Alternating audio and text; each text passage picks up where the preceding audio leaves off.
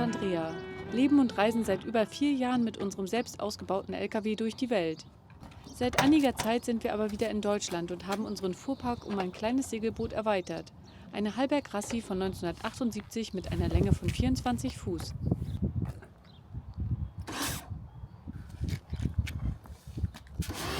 Komm mal, ich glaube, wir machen die Tür besser zu. Achso, ja. Machen wir.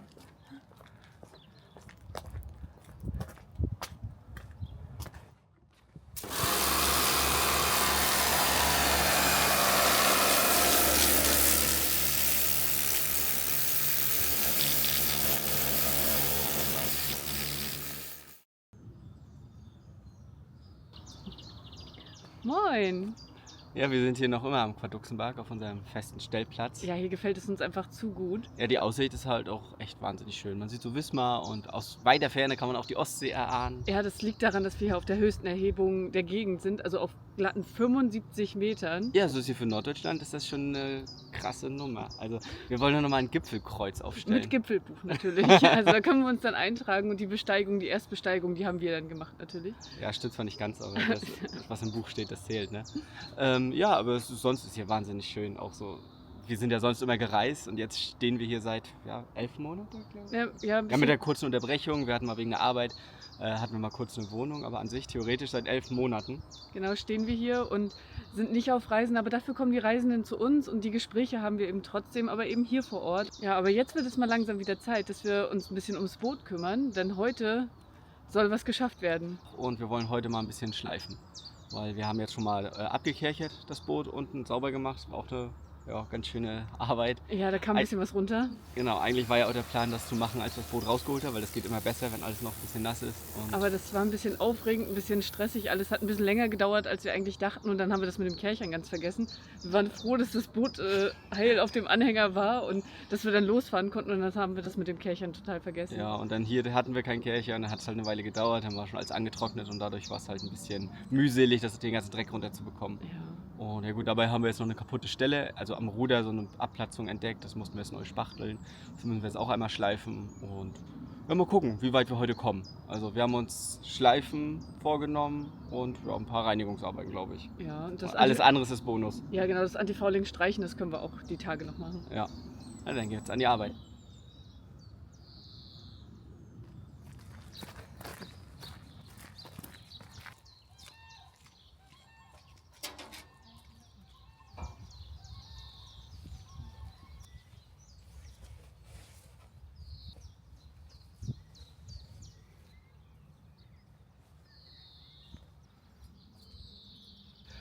Das habe ich gerade natürlich wieder nicht mehr gefilmt. Hier unten ist ja so viel Wasser.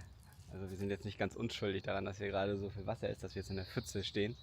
Weil ich hatte an den Seewasserventilen habe ich rumgearbeitet und habe die Seewasserventile zugemacht. Und es hat die letzten Tage ziemlich stark geregnet. Und dann hatten wir hier im Cockpit alles voller Wasser. Das ist leider schon raus, das kann ich jetzt nicht zeigen.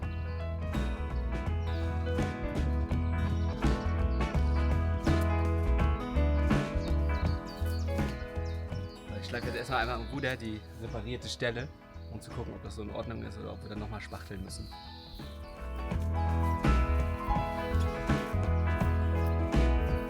Ist meine Haut bedeckt? Ja. Ganz schön warm. Glaube ich. Boah, ist das warm. Der heißeste Tag des Jahres. Ja. Erst ist es zu kalt, dann ist es zu warm, immer nur am Meckern, ne?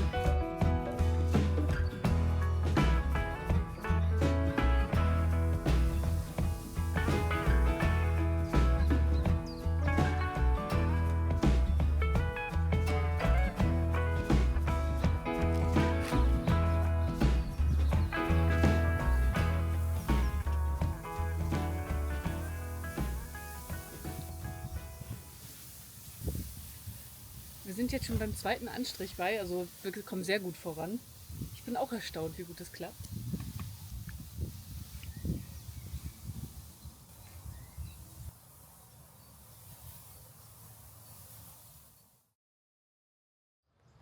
Wir sind gestern super vorangekommen. Also wir haben abgeschliffen, Antifoling ist drauf.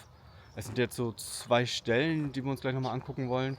Am Ruder halt die eine, die wir schon mal gespachtelt haben. Da mache ich jetzt halt nochmal eine Schicht drüber und dann kommt auch nachher Antifoling drauf. Und am Kiel hatte ich noch was entdeckt, das muss ich mir auch nochmal angucken, was das ist. Und ansonsten sind wir damit mit dem Unterwasserschiff eigentlich durch. Für heute haben wir jetzt, achso, die Logge wollen wir noch einsetzen, damit das wieder dicht ist, weil da war ja letztes Mal undicht eine Logge, da kommt Wasser rein. Das wollen wir halt nochmal neu machen und die Püttinge, weil es halt auch bei Regen kam immer ein bisschen Wasser rein oder wenn die Wellen recht hoch waren, dann lief an der Wand immer Wasser runter. Das wollen wir jetzt auch nochmal neu machen und dann sind wir eigentlich nachher auch schon startklar. Aber gleich nehmen wir noch erstmal den Mast runter, weil dann kommen wir besser ans Deck und können das Deck dann auch mal ein bisschen schrubben, weil über die Zeit hat sich ein bisschen Grünspan gebildet.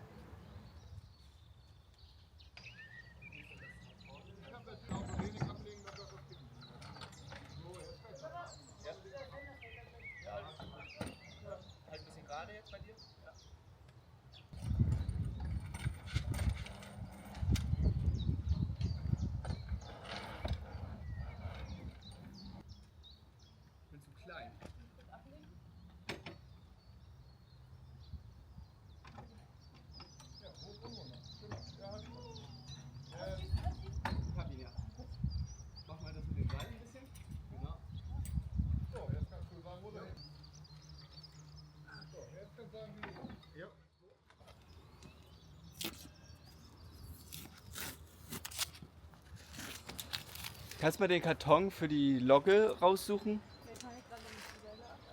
Und den Kleber und den ganzen Kram, weil dann können wir das mal einsetzen. Ich glaube, wir müssen von innen nochmal ein bisschen sauber machen. Ja.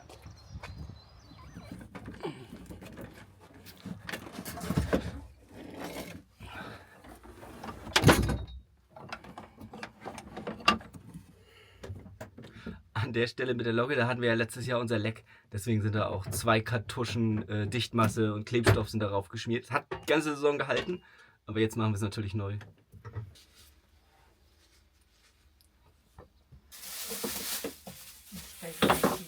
Ja, das ganze Wasser hier drin ist alles noch von der Nummer, als ich vergessen habe, das Seewasserventil im Cockpit wieder aufzumachen. Das ist alles Regenwasser, was dann durchs Cockpit, es ist durch die Instrumente durchgelaufen und hat sich dann hier alles auch im Innenraum etwas gesammelt. Das ist übrigens die alte Logge, die wir ausgebaut haben. Da kommt jetzt eine neue rein. Ja, die war hier unten, war sie gebrochen. Und da kam natürlich Wasser durch. Deswegen war da so eine große Klebewulst, die das abgedichtet hat das letzte Jahr. Und ja, also die Logge ist halt dafür da, um die Geschwindigkeit durchs Wasser halt zu ermitteln. Und das hat bisher nicht funktioniert und dann hoffen wir mal, dass es diese Saison wieder funktionieren wird.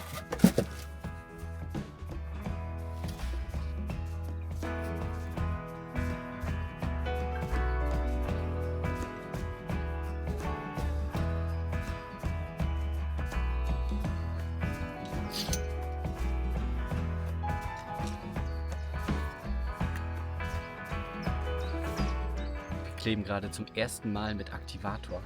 Also wir haben selbst die Solarpaneele, die wir aufs Dach geklebt haben, haben wir ohne gemacht, weil wir immer so geizig waren, den Aktivator zu kaufen. Aber das ist jetzt beim Unterwasserschiff und da haben wir einfach Schiss, dass das nicht dicht ist. Deswegen halten wir uns da exakt an die empfohlenen Herstellerangaben.